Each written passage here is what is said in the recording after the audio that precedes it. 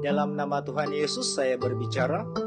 Hai teman-teman yang dikasihi, dimanapun kalian berada waktu ini, semoga tangan Tuhan terus memimpin dan memberkati. Dalam episode kali ini saya akan membahaskan secara ringkas dasar kepercayaan Gereja Yesus Benar yang keenam. Dasar kepercayaan Gereja Yesus Benar yang keenam, percaya bahwa sakramen pembasuhan kaki adalah untuk mendapat bagian di dalam Tuhan. Sakramen ini diterima hanya sekali dalam hidup. Sakramen ini juga mengandungi beberapa pengajaran seperti saling mengasihi, mengampuni, kekudusan, rendah hati, dan pelayanan. Beberapa persoalan mengenai sakramen pembasuhan kaki. Yang pertama, apakah perbezaan pembasuhan kaki menurut adat bangsa Yahudi dan pembasuhan kaki dari Tuhan Yesus? Berdasarkan Injil Yohanes pasal 13, jelas menunjukkan bahwa pembasuhan kaki dari Tuhan Yesus berbeza dengan pembasuhan kaki menurut adat bangsa Yahudi. Bukti yang pertama ialah orang yang melakukannya. Pembasuhan kaki menurut adat bangsa Yahudi dilakukan oleh orang yang berstatus hamba, sedangkan pembasuhan kaki dari Tuhan Yesus dilakukan oleh Yesus sendiri yang merupakan guru dan Tuhan. Status Tuhan Yesus jauh lebih tinggi berbanding murid-murid. Bukti yang kedua, motif pembasuhan tersebut. Pembasuhan kaki menurut adat bangsa Yahudi ialah untuk kebersihan semata-mata, sedangkan pembasuhan kaki dari Tuhan Yesus adalah untuk mendapat bagian di dalam Tuhan Yesus. Tambahan pula, jika kita melakukan pembasuhan kaki, kita akan berbahagia. Persoalan yang kedua, apakah kepentingan sakramen pembasuhan kaki? Menurut Yohanes pasal 13 ayat 8, kata Petrus kepadanya, "Engkau tidak akan membasuh kakiku sampai selama-lamanya." Jawab Yesus, "Jikalau aku tidak membasuh engkau, engkau tidak mendapat bagian dalam aku." Daripada jawaban Yesus di sini memberitahu kita kepentingan pembasuhan kaki. Jika tidak dibasuh kaki, kita tidak mendapat bagian dalam Tuhan Yesus. Kata bagian di sini dalam bahasa asal ialah meros, yaitu merujuk kepada mendapat bagian dalam ketentuan-ketentuan yang dijanjikan. Menurut Yohanes pasal 13 ayat 15, "Sebab aku telah memberikan suatu teladan kepada kamu, supaya kamu juga berbuat sama seperti yang telah kuperbuat kepadamu." Ayat ini menunjukkan bahwa pembasuhan kaki ialah perintah dari Tuhan Yesus. Oleh karena pembasuhan kaki adalah suruhan dan perintah, maka haruslah kita melakukannya. Menurut Yohanes pasal 13 ayat 17, "Jikalau kamu tahu semua ini, maka berbahagialah kamu jika kamu melakukannya." Sekiranya kita melakukan pembasuhan kaki, kita akan memperoleh kebahagiaan. Oleh itu, kita harus menerima pembasuhan kaki sebagai suatu sakramen.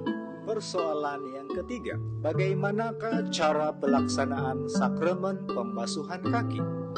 Menurut Yohanes pasal 13 ayat 4 hingga 5, "Lalu bangunlah Yesus dan menanggalkan jubahnya. Ia mengambil sehelai kain lenan dan mengikatkannya pada pinggangnya itu. Kemudian ia menuangkan air ke dalam sebuah basi dan mulai membasuh kaki murid-muridnya, lalu menyegahnya dengan kain yang terikat pada pinggangnya itu."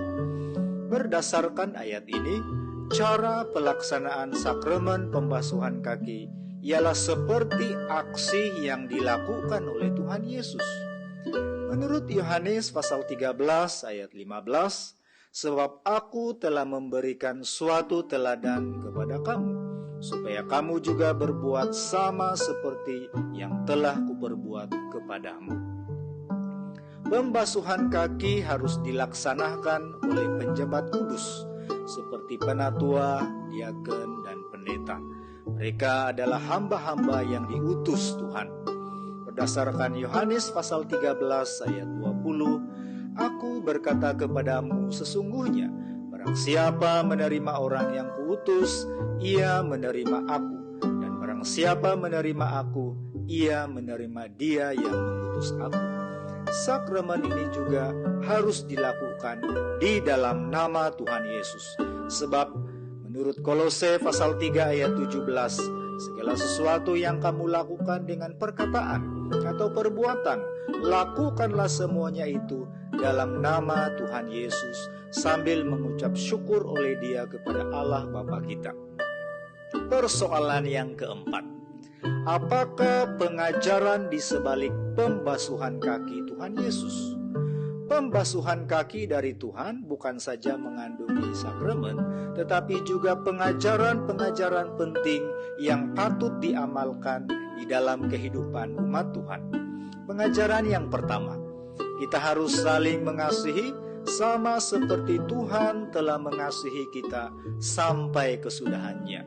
Menurut Yohanes pasal 13 ayat 34, aku memberikan perintah baru kepada kamu, yaitu supaya kamu saling mengasihi sama seperti aku telah mengasihi kamu, demikian pula kamu harus saling mengasihi. Pengajaran yang kedua, kita harus saling mengampuni sama seperti Tuhan telah mengampuni kita. Menurut Kolose pasal 3 ayat 13, sabarlah kamu seorang terhadap yang lain dan ampunilah seorang akan yang lain apabila yang seorang menaruh dendam terhadap yang lain. Sama seperti Tuhan telah mengampuni kamu, kamu perbuat jugalah demikian. Pengajaran yang ketiga, kita haruslah mengejar kekudusan dan kesempurnaan di dalam kehidupan, sama seperti Tuhan adalah kudus dan sempurna. Dalam 1 Petrus pasal 1 ayat 15 hingga 16, tetapi hendaklah kamu menjadi kudus di dalam seluruh hidupmu, sama seperti Dia yang kudus, yang telah memanggil kamu. Sebab ada tertulis, kuduslah kamu, sebab aku kudus. Pengajaran yang keempat, kita harus belajar dari kerendahan hati dan pelayanan Tuhan.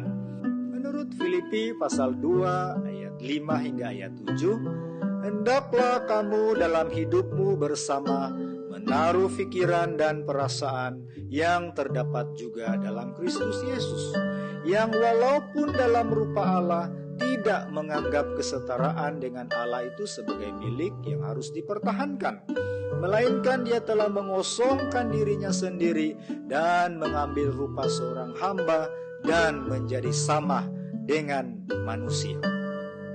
Syukur kepada Tuhan, dalam video yang ringkas ini telah dibahaskan dasar kepercayaan Gereja Yesus Benar yang keenam. Terima kasih karena menonton, dan saya harap teman-teman terus menantikan siaran kami yang akan datang. Semoga Tuhan memberkati kalian dan sampai jumpa. Haleluya. Amin.